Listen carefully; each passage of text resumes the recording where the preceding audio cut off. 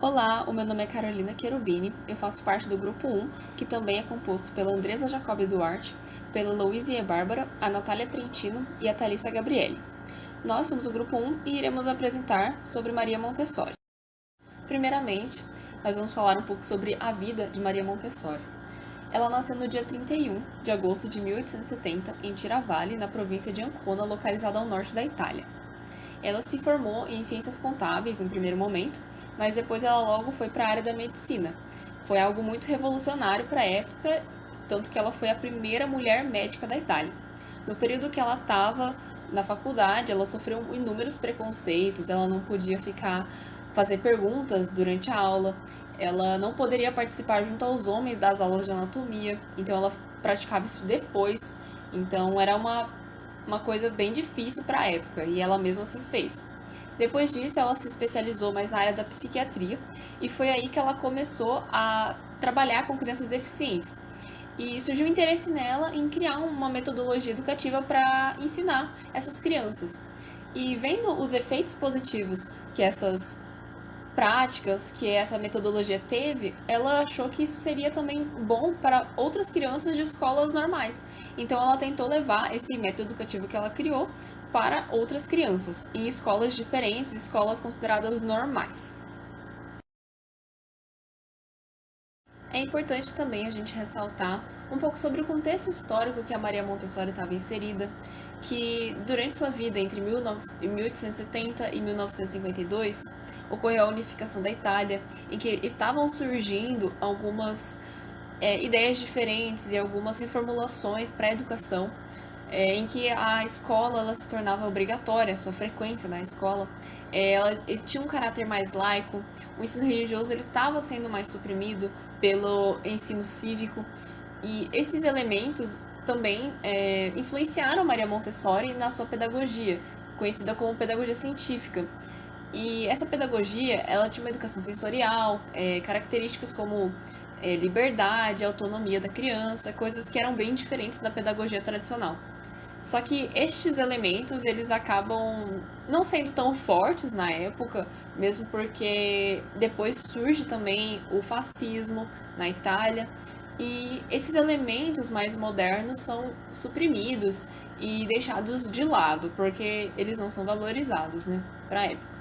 Então, a partir do momento que o fascismo ganha esse espaço, se perde essas mudanças que estavam começando a surgir. Maria Montessori ela desenvolveu várias obras, e nós escolhemos essas três para destacar e exemplificar um pouco sobre como foi fundamentado o método montessoriano. A mente absorvente foi desenvolvida após uma conferência em Ahmedabad, onde ela deu um curso de preparação de professores durante seu exílio na Índia, que durou até o final da Segunda Grande Guerra. Esse livro surgiu da ideia de que a criança é um ser humano ativo que absorve a todo momento os estímulos à sua volta. Outra obra importante é Pedagogia Científica, onde a autora relata sua experiência numa creche de um bairro popular de Roma que acolhia crianças pobres, subalimentadas e desocupadas.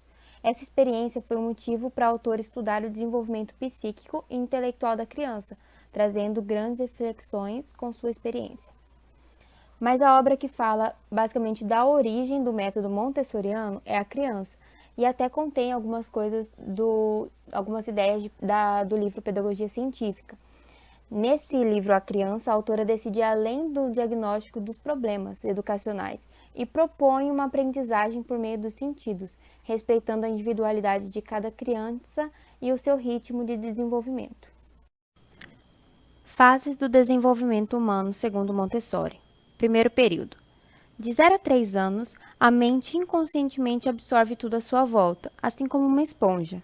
De 3 a 6 anos, ocorre o desenvolvimento da linguagem, memória, o raciocínio fica mais complexo, a personalidade se alicerça, é também onde se forma a inteligência, o complexo das acuidades psíquicas. É considerado o principal período. Resumindo, ele desenvolve a consciência e aperfeiçoa, né? É um período de aperfeiçoar as primeiras aquisições. Segundo período, de 6 a 12 anos.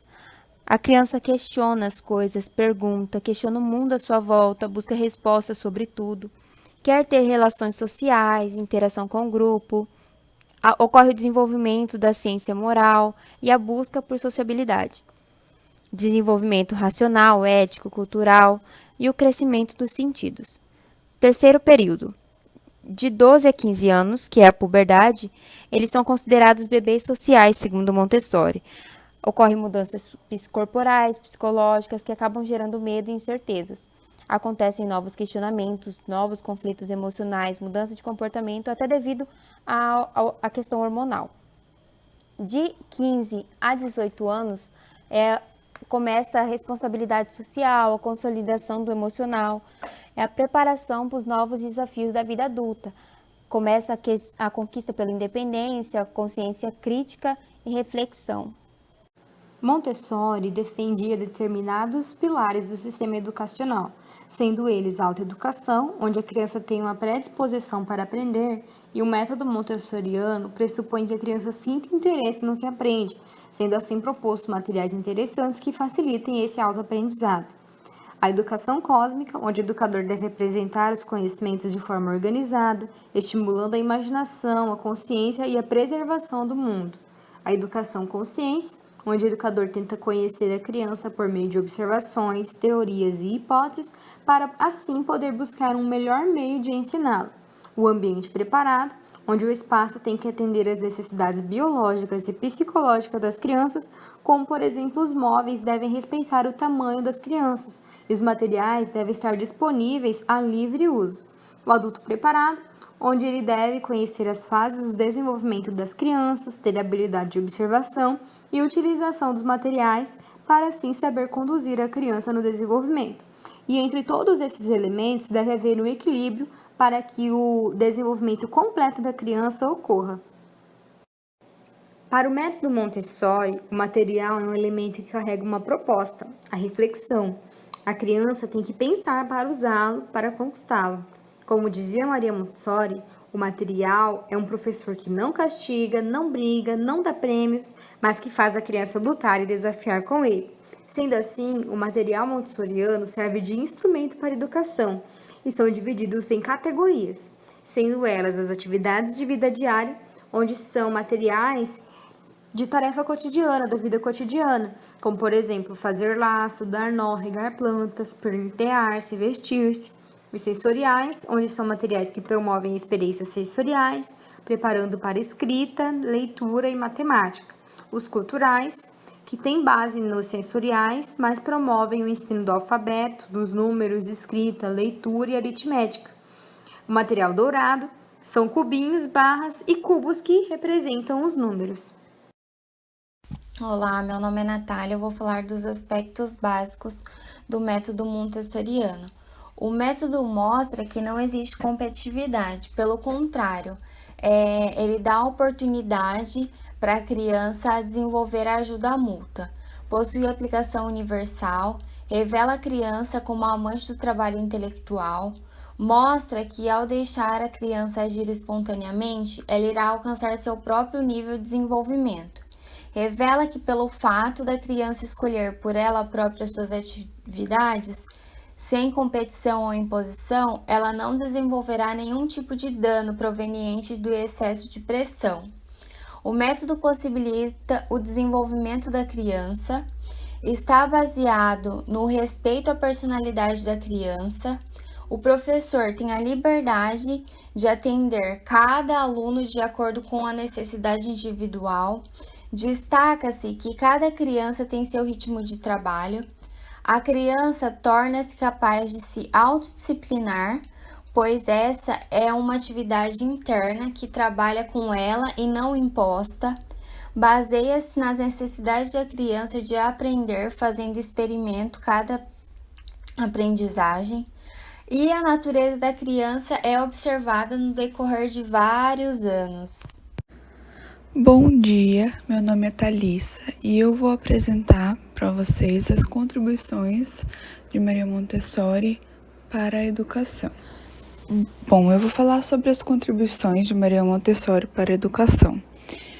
Eu vou falar com uma certa particularidade, porque eu trabalhei numa escola de método Montessori por um tempo e eu pude perceber claramente essas contribuições. Primeiro, os materiais pedagógicos, que eles são bem diferentes da escola tradicional, porque lá os materiais são diversificados. Você tem materiais relacionados à matemática, materiais relacionados à visão cósmica, materiais relacionados à vida prática, como o exemplo que eu posso citar é que havia uma peneira com farinha e arroz e a criança tinha que peneirar a farinha e deixar somente o arroz e fazer essa separação.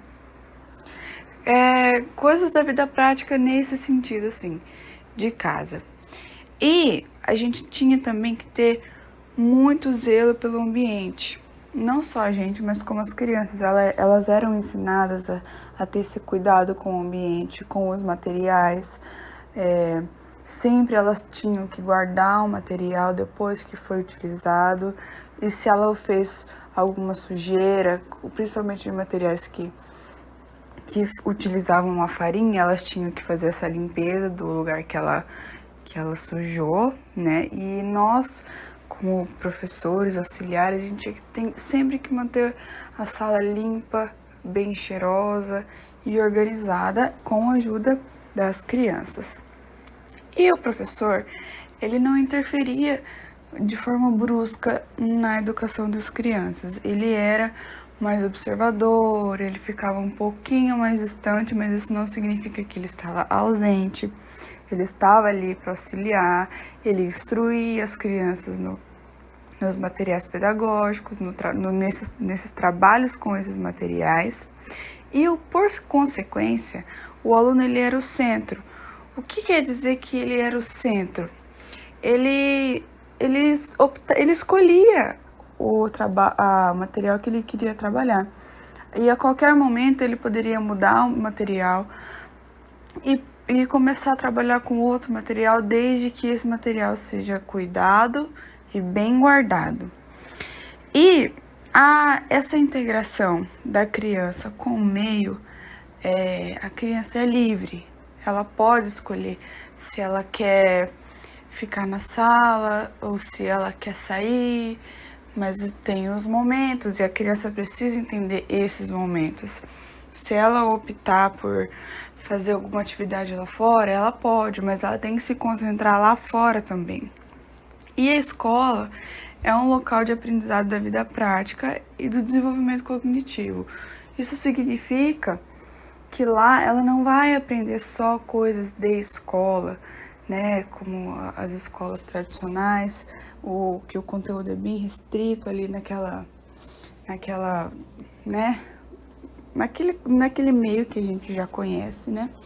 O aluno tem muita diversidade, ele é livre para fazer essa movimentação de atividades e trabalhos para ser realizado.